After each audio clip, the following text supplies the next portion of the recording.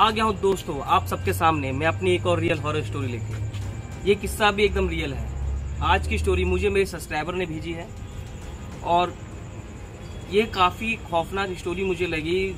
बहुत सी स्टोरीज मेरे पास में आती है, उनमें से कुछ स्टोरीज को मैं चुनता हूँ जिसको मैं आप लोगों के सामने सुना सकूँ। तो ये स्टोरी मुझे एकदम हटके कुछ अलग लगी, तो वही आज स्टोरी आज आपके सामने मैं लेके आया हूँ। स्वागत है आपका मेरे इस यूट्यूब चैनल बैरागी पर। अगर आप सबको मेरी वीडियोस अच्छी लगती है तो इस चैनल को सब्सक्राइब करें, वीडियोस को लाइक करें और वीडियो को अपने दोस्तों के साथ शेयर करना ना भूलें। चलिए आज की कहानी हम शुरू करते हैं। आज की स्टोरी मैं अपने सब्सक्राइबर के बिहाफ पे सुनाऊंगा कि उन्होंने क्या क्या अपने साथ में फील किया। ये वहाँ की स्टोरी है जहाँ पर वो आज से 10 से 11 साल पहले रहते थे। आज की मैं बात कर रहा हूँ दिल्ली की एक कॉलोनी त्रिलोकपुरी की। आज की कहानी हमारी वहाँ से चालू होती है। क्या होता है, वो गांव में रहा करते थे। उसके बाद उनके पिताजी की गवर्नमेंट जॉब लगी दिल्ली के अंदर। जॉब के कुछ टाइम बाद उन्होंने दिल्ली के त्रिलोकपुरी एरिया के अंदर एक मकान खरीदा। वो मकान बना हुआ था, 2 मंजिल मकान था। एक 25 गज का एक नीचे फ्लोर था, एक उसके ऊपर फ्लोर बना हुआ था। तो उन्होंने वो खरीदा। वो अपने मम्मी पापा के साथ में, उनकी 2 बहनें भी थी, एक छोटा भाई भी था और एक वो, टोटल मिला के 6 लोग उस मकान के अंदर शिफ्ट हो जाते हैं। 1-2 हफ्ते तक उनको उस मकान में कोई भी दिक्कत या कोई भी परेशानी नहीं आती है। लेकिन मकान में 2 या 3 हफ्ते जब बीत जाते हैं, उसके साथ में कुछ ऐसे इंसिडेंट होने लग जाते हैं जिसको शब्दों में एक्सप्लेन करना बहुत ही मुश्किल हो जाता है। उनको रात में घर में बर्तन गिरने की कभी आवाज़ आती है। तो शुरुआत में उनको ऐसा लगता है कि शायद कोई बिल्ली होगी घर में जो बर्तन गिरा रही है। लेकिन उनके घर पर ये रेगुलर बेसिस पे होता है कि उनके घर में कभी किस रात में 12 बजे के बाद में बर्तन गिरने की आवाज़ आती है। कभी ऐसा लगता है रात में कि कोई उनके घर में रो रहा है। कभी किसी के चिल्लाने की आवाज़ आती है और कभी कभी रात में उनको ऐसा महसूस होता है जैसे काले साए उनके घर में घूम रहे हैं। इस चीज़ को वो इतना ध्यान नहीं देते स्टार्टिंग में, इस चीज़ को पहले इग्नोर करते हैं। लेकिन धीरे धीरे ये चीज़ें उनके साथ में बहुत ही ज़्यादा बढ़ने लग जाती हैं। अब उनके साथ में रात में कुछ ऐसे इंसिडेंट होने लग जाते हैं जिस वजह से उनको कहीं ना कहीं ये शक होने लग जाता है कि इस घर में शायद कुछ बुरी शक्तियों का साया है, या कह सकते हैं कि बुरी आत्माओं ने इस घर में कब्जा किया हुआ है। क्या होता है, उनको रात में उनको ऐसा महसूस होता है 1 या 2 बजे करीब कि उनका कोई गला दबा रहा है। जैसे स्लीप पैरालिसिस आपने सुना होगा, मैंने पहले भी अपनी वीडियोस में इस टॉपिक को कवर किया है कि स्लीप पैरालिसिस क्या होता है। तो उनके घर में स्लीप पैरालिसिस के अटैक होने लग जाते हैं। कभी उनके मम्मी पापा को होते हैं, कभी उनके छोटे भाई बहनों को होते हैं, कभी उस बंदे को भी फील होने लग जाता है स्लीप पैरालिसिस अटैक, जिसकी ये स्टोरी आज मैं आपको सुना रहा हूँ। तो उनके घर में एक दहशत का माहौल बन जाता है। लेकिन वो इस चीज़ को इतना समझ नहीं पाते कि आखिर उनके साथ में ऐसा क्यों हो रहा है। कभी उनके रात में कोई नल चालू कर देता है, कभी उनको ऐसा लगता है कि उनका कोई गेट खोलने की कोशिश कर रहा है। मेन गेट पे उनको ठक ठक की आवाज़ें आती हैं। जब वो खोल के देखते हैं तो गेट पे कोई नहीं होता। उनका कहीं ना कहीं जो शक होता है कि इस घर के अंदर कुछ बुरी शक्तियाँ हैं, बुरी आत्माएं हैं, वो पक्का होता चला जाता है। इन सब इंसिडेंट के कुछ हफ्ते के बाद उनके घर में ऐसा इंसिडेंट होता है जो इनको ये सोचने पे मजबूर कर देता है कि अब हमें घर में कुछ करना पड़ेगा, तभी हम इस चीज़ों से निजात पा पाएंगे। उनका जो छोटा बेटा होता है उसके साथ में कुछ हरकतें चालू हो जाती है। उसकी एकदम से तबीयत खराब हो जाती है और वो तबीयत इतनी ज़्यादा खराब हो जाती है कि डॉक्टरों की दवाइयाँ भी उस पर कुछ भी काम नहीं कर पाती। कभी भी रात में उठ के गेट खोल के घर से बाहर निकल जाया करता था। फिर उसको सब जब जगते थे तब उसको ढूंढा जाता था तो पता चलता था कि वो बाहर एक शमशान घाट के पास जाके मिलता था। तो घर के अंदर जंजीर के अंदर बांध के रखना चालू कर दिया गया ताकि कहीं ये रात में उठ के चला ना जाए। वो कई बार ऐसी हरकतें करता था जैसे कोई जानवर हो। वो कभी किसी को मारने के लिए दौड़ता था, कभी किसी पे चक्कू लेके हमला करता था, कभी अपने नाखून से किसी को खरोचने की कोशिश करता था। तो ऐसे करके चीजें उनके साथ बद से बदतर होती चली गई। अब क्या होता है कि उनके साथ में एक इंसिडेंट ऐसा हो जाता है कि जिसको साइंस भी हमारी एक्सप्लेन ना कर पाए, वो दीवालों पे उल्टा चढ़ना चालू कर देता है। आपने बहुत सी फिल्मों में या बहुत से आपने टीवी सीरियल्स में जो हॉरर किया आपने उसमें देखा होगा, या आपने स्पाइडरमैन मूवी देखी भी होगी जिसमें स्पाइडरमैन दीवालों पे चढ़ लेता है।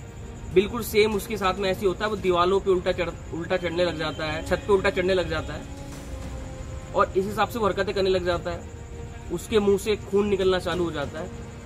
ये स्थिति उसकी हो जाती है कि अगर इसका जल्दी से जल्दी इलाज नहीं कराया गया तो शायद इसकी मौत भी हो जाए। जब भी इतनी सारी चीजें होती है, उनके छोटे लड़के के साथ इतनी सारी चीजें होती देखते हैं, तो जो पिताजी होते हैं वो उनको कोई बताता है कि एक मौलवी है, बहुत अच्छे मौलवी हैं, आप उनको एक बार अपने लड़के को दिखाइए, वो आपके लड़के का इलाज करेंगे और शायद आपके घर में जो भी दिक्कत या परेशानी है इसके बारे में आपको बताएंगे। क्या होता है, उनके पिताजी फिर उस मौलवी के पास जाते हैं, उस मौलवी को अपने घर पर लेके आते हैं। मौलवी साहब घर पर आते हैं, घर पर आने के बाद वो पूरे घर का जायजा लेते हैं, पूरे घर को देखते हैं, लड़के को देखते हैं, फिर वो बोलते हैं कि 2 मिनट का मुझे ध्यान करना है। उसके बाद वो ध्यान करने बैठ जाते हैं। तो मौलवी साहब ध्यान से उठते हैं, वो बताते हैं कि आपके जो घर की जो नींव है वो एक कब्र के ऊपर रखी हुई है, उसकी छाती के ऊपर रखी हुई है, जिस वजह से वो और उसके कुछ साथी आपके घर में ऐसी हरकतें करते हैं। इससे पहले भी आपके घर में जो भी लोग रहे हैं उन्होंने इस मकान को इसी वजह से बेचा है, क्योंकि उनके साथ भी ये दिक्कतें चालू हो गई, लेकिन वही दिक्कतें अब आपके साथ में चालू हो गई हैं। वो इस बात से खफा है कि आपने उनकी छाती के ऊपर दीवार क्यों चुनवाई। तो उनके पिताजी इस बात को बोलते हैं कि ये तो मैंने करा ही नहीं है, तो हमने बना बनाया मकान खरीदा था।